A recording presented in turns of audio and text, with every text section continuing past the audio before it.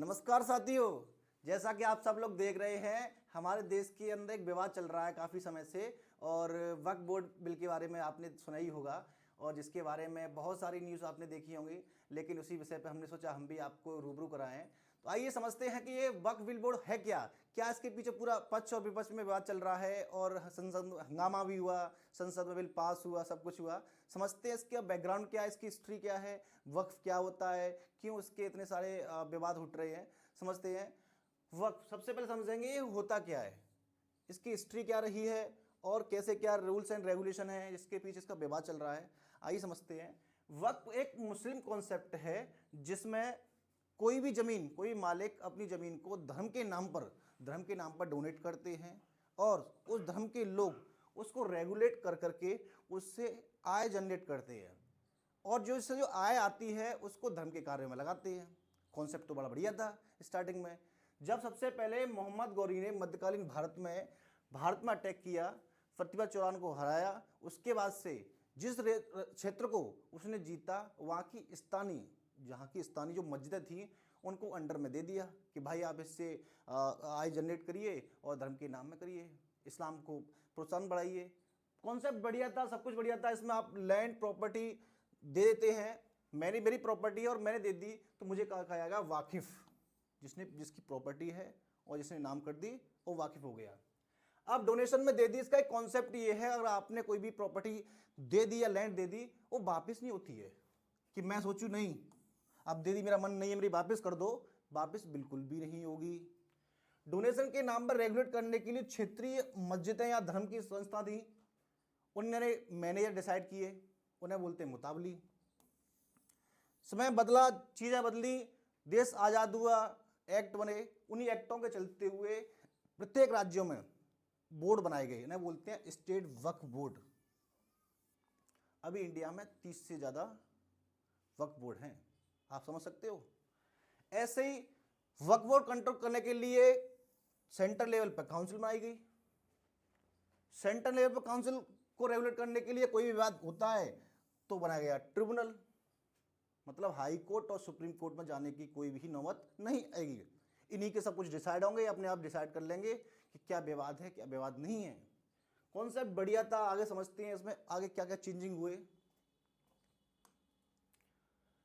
सबसे पहले इन्हें सबको रेगुलेट करने के लिए जो आपने बताया था मुताबली, जो मैनेजर्स थे ना, उनको रेगुलेट करने के लिए एक्ट आया 1913 में। फिर 1954 में एक्ट आया, सुधार हुआ। बदलते समय के साथ जैसी नीड हुई देश की सरकारों ने बदलाव किए। 1995 में भी एक्ट आया, लेकिन मामला स्टार्ट होता है विवाद का 2013 के संशोधन से।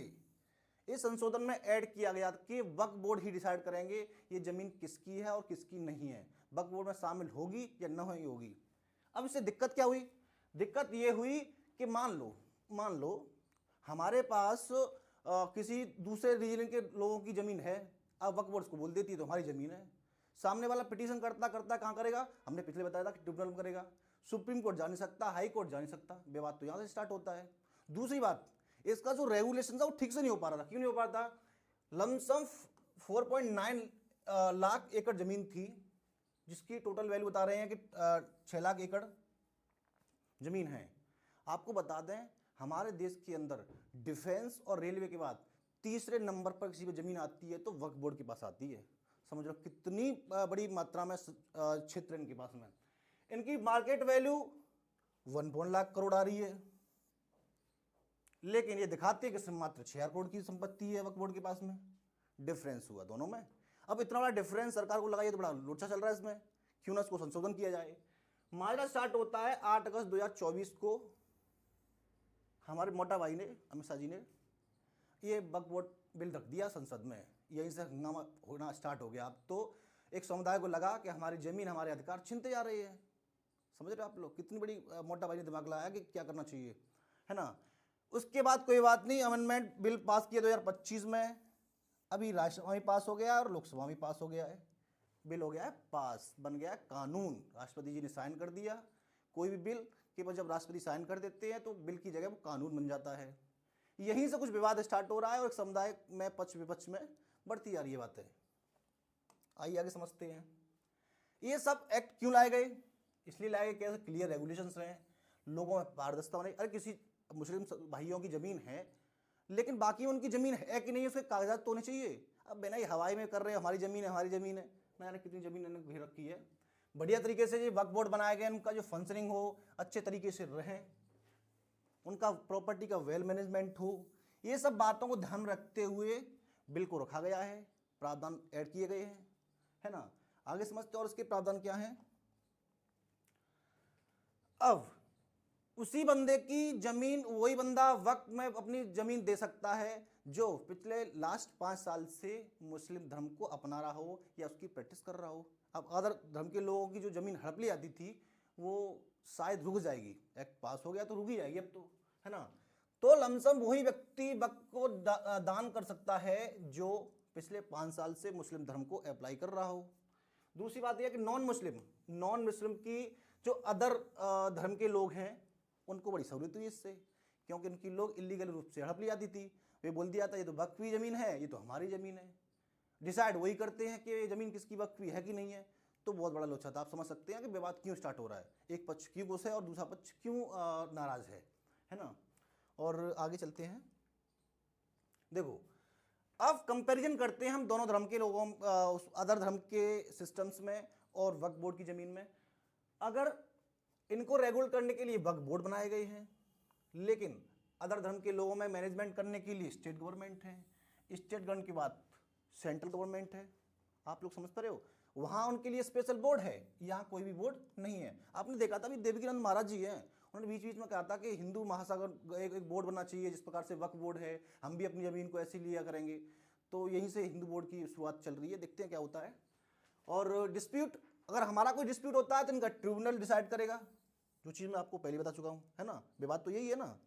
अगर और धर्म के लोगों में बात होता है तो हाई सिविल कोर्ट में जाओ, उससे कुछ हाई कोर्ट में जाओ, ऊपर बड़ी प्रोसीजर चेंज सिस्टम है, वहाँ उनका ट्रिब्यूनल डिसाइड करेगा।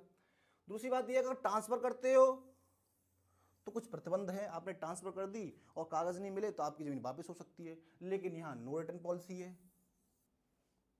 आपने कोई ज़मीन वापस दान में दे दी तो आप भटकते रहो, है ना, नहीं वापस मिलेगी। यहाँ एक कोई लिमिट नहीं है, आपके केस चल सकता है, आप लगातार केस लगा सकते हो, कर सकते हो, लेकिन यहाँ कोई भी अपील करने की सिर्फ 1 साल होता है। 1 साल के अंदर आपने अपील की तो आप लोग इसके हकदार हो, आपकी अपील सुनी जाएगी, ट्रिब्यूनल डिसाइड करेगा, ठीक है तो ठीक है, वरना एक ट्रिब्यूनल 1 साल ले लेगा, 1 साल से ऊपर हो जाएगी, आपका केस वैसे ही रफा दफा हो जाएगा। रफा दफा क्या, जो व्यक्ति फंस गए हैं बेचारे फंस ही रह जाएंगे। तो ये पूरा मामला था कि 2 पक्षों में विवाद होने का और हंगामा होने का। अब लेकिन ये तो वक्फ बोर्ड तो पास हो ही गया है, लेकिन अभी इंडिया के अंदर बहुत सारे ऐसे कानून आना बाकी हैं जिससे इंडियन पॉलिटिक्स में या हमारे देश की राजनीति में या देश के अंदर भूचाल आने वाला है। कौन कौन से हैं वो भी समझ लेते चलो। एक है हमारा कैथोलिक चर्च, बता दें इनके पास भी बहुत सारी ज़मीन है। अभी तो वक्फ बोर्ड की बात आई है और वक्फ बोर्ड की बात बताते हैं कि इनके पास सबसे ज़्यादा ज़मीन है। ये मामला अब कैथोलिक चर्च पे भी जाएगा ऐसे ही। और एक कॉन्सेप्ट होता है यूसीसी का, आर्टिकल 44 में लिखा रखा है, जब आएगा इस पर बात करेंगे हम अपन लोग। लेकिन इसके चलते हुए भी बहुत बड़ा हंगामा होने वाला है हमारे देश के अंदर में। बने रहिए, प्रत्येक अपडेट आपको हम इसी प्लेटफॉर्म से अपडेट कराते रहेंगे। ऐसी ही लीगल बातों के बारे में आपको जानकारी हम देते रहेंगे।